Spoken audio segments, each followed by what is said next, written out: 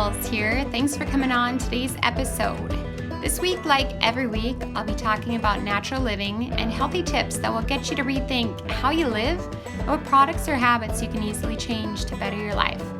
So let's get started. Hey everyone, I'm your host and welcome to another week of Urban Wisdom. So our topic this week is, what are the top 10 benefits of comfrey? Well, you may ask, what is comfrey? Well, comfrey is a perennial flowering herb that grows in many states across North America. It goes by other names such as boneset, bruisewort, knitbone, and others. As you probably noticed, the names also identify the healing properties. Some people consider it a weed because of how it spreads and how hard it is to get rid of once you have it. However, there are those of us that know the healing benefits it has and considers it a must as an herb in the field of home remedies or natural herbals. Now, where does comfrey come from? Comfrey has been around since ancient Greece. It was claimed to have been used to aid wounded soldiers that fought for Alexander the Great. Now, what does the plant look like? Comfrey has a root system that can go down as deep as 10 feet. And because of the depth, the root system brings up wonderful and essential elements such as magnesium, potassium, and phosphorus. These elements add greatly to your garden as the elements are stored in the leaves and when they die, return to the earth and enrich the soil. Now, where do you plant comfrey? Comfrey needs to be kept in a border unless you don't mind it spreading. Just remember, once planted, it is there to stay. The plant can grow up to 4 feet tall and loves rich, moist soil. Now, when should you harvest? It is harvested in the summer, so plant your seeds in the spring or divide already established plants in the fall. Now that we've established what comfrey is, let's talk about how to use it, which I love. First, there are those who think you should not take comfrey internally because of pyrrolizidine alkaloids, which are found in the stalk and are smaller amount in the leaves. Studies have shown this to be toxic to the liver. However, some also say you would have to have a high amount for this to happen. I recommend doing your own research and make the best decision for you. Now, you guys, I probably butchered that first word, but that's okay. It is spelled Pyrrolizidine if you want to look it up to see how to pronounce it correctly. Now, the top 10 benefits of comfrey. Number 1 is skin. Comfrey softens the skin because there's allantoin in comfrey extract. Allantoin is a moisturizer that creates a protective film over skin cells. That film helps to lock in moisture and prevent drying. It also helps your outermost layer of skin to shed more easily. Although this may sound a bit icky, it's an important process and so satisfying to help your skin heal and remain healthy and glowing. Fights inflammation. Now, allantoin is also an anti-inflammatory substance. It's used in a few medical treatments to help with issues such as rashes and burns. This property makes using comfrey for acne a great idea. It helps stop that uncomfortable inflammation and reduces the intensity of acne. Antioxidants. The rosmarinic acid in comfrey is an antioxidant. You probably already know that such substances are good for you, but may not know why. For skincare, the main benefit is protection against harm from UV rays. Now, protect against environmental harm. There are tannins in comfrey root. Fortunately, you don't have to wait around while these tannins mellow. Instead, when you apply the extract, they will protect your skin from bacteria and toxins. There are soaps online you can also buy to help improve acne and restore the normal pH balance of your skin, or you can make your own. Now, number 2, bruises. Number 3, reduces inflammation, which we've kind of already talked about as far as skincare, but Comfrey has a long history of use as a topical agent for treating wounds, skin ulcers, bruises, and sprains, also strains. Comfrey has anti-inflammatory properties that may decrease bruising and help heal wounds when the herb is applied topically. Now, number 4, sprains.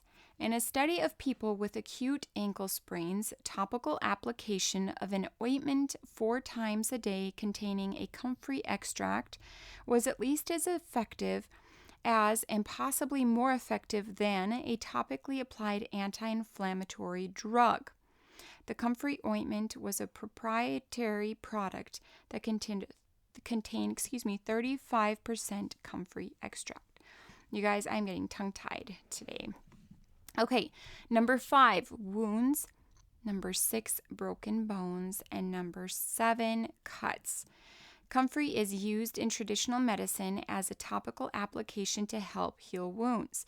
The roots and leaves of this plant contain the protein allantoin, which stimulates cell proliferation and promotes quicker healing of wounds, cuts, and broken bones.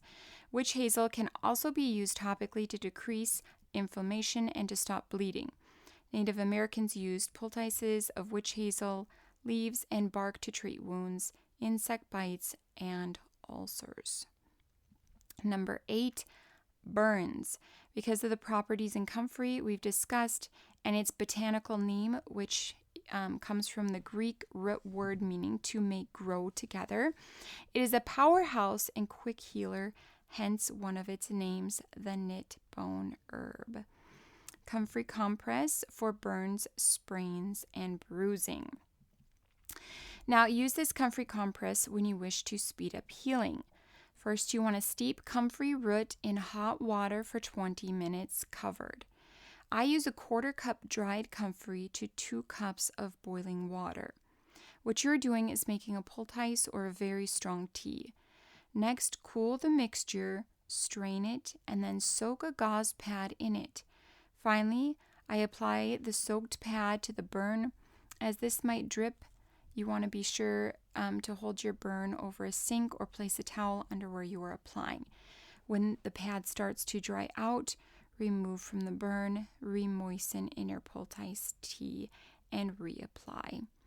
Now the mixture will be cool and soothing and will quickly work in healing your burn, sprain, or areas where you have bruising. Honey is also an excellent healer for burns, and you guys, you can go to heatherearls.com/honey if you want to read about that. Now, a special note, do not apply comfrey to a burn that is infected. You need to clean the infection out first.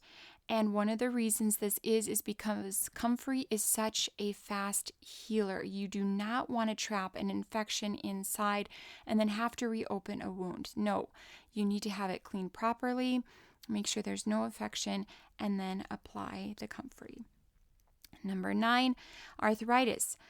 A double-blinded clinical trial published in 2009 found that comfrey root extract ointment helped to treat acute back pain according to the Memorial Sloan Kettering Cancer Center.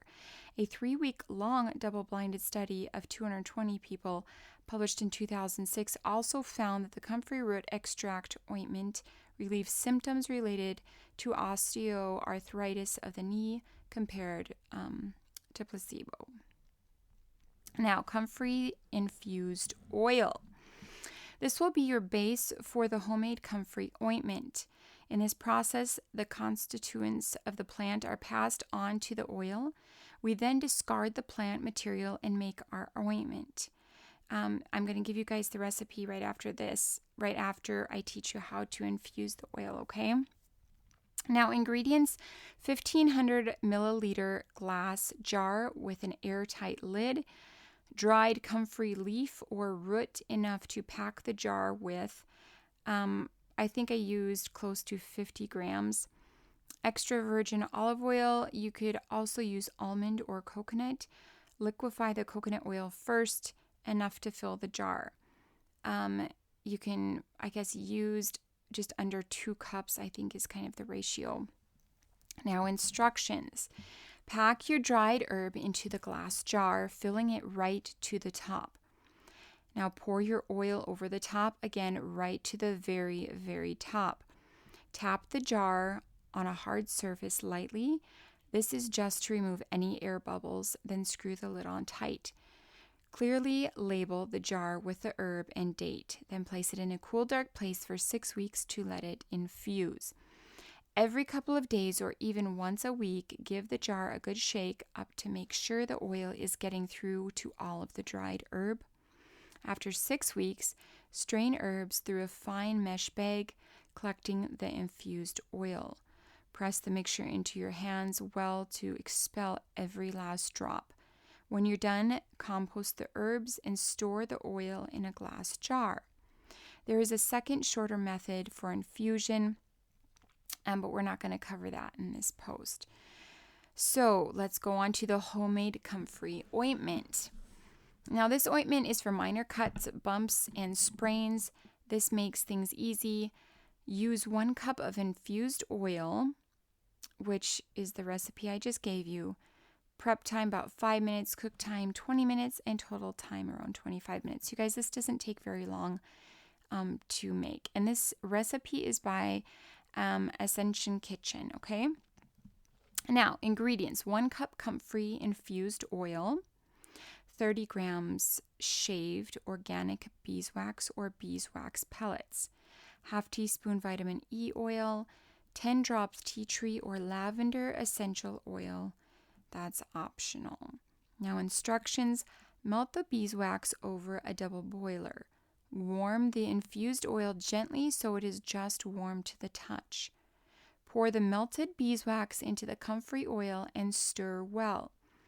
Remove from heat and let cool till it is warm to the touch again. Add the vitamin E and your choice of essential oils. Vitamin E, you guys, is a preservative, okay? And then pour into glass jars and leave to set. Date and label, and keep it there until you're ready to use. Now, number 10, we still have one left: diabetic sores. Now, according to NCBI, diabetes is a global health problem predicted to rise to over 642 million by 2040. The propelling factor responsible for the increase in morbidity and mortality of diabetes is linked to vascular complications as well as failure of the wound healing process in diabetic state. Different approaches have been adopted in the treatment of diabetic wounds, and medicinal plants are certainly one of those approaches that have drawn global attention. In this review paper that you guys, if you go to the post, I have a link there where you can review this whole medical paper, the effects of medical plants on wounds healing in a diabetic state, as well as factors affecting wound healing, and the mechanism of action of medicinal plants are examined. Now, in short, comfrey is known for its healing properties and has been effective in not only wound treatment, but also in diabetic wound healing. That being said, please do not apply the ointment of treatment to a wound that is infected. I cannot stress that enough, you guys, that you always want to make sure an infection is cleaned out and that you're applying this treatment, because it does heal quickly, heals the affected area quickly, I should say. So, comfrey salve recipe, and this is by Sparrow's Home. The salve works fantastic for cuts, scrapes, hangnails, chapped lips, burns, diaper rash, general rashes, eczema, chafing, and just about anything skin-wise that you're not sure what to do with. Now, the ingredients: dried herbs in equal parts. You want calendula, comfrey, the root and or the leaf, yarrow, plantain, lavender essential oil, like 12 to 20 shakes, tea tree oil, 6 to 10 shakes, olive oil to cover, coconut oil, which is optional if you opt.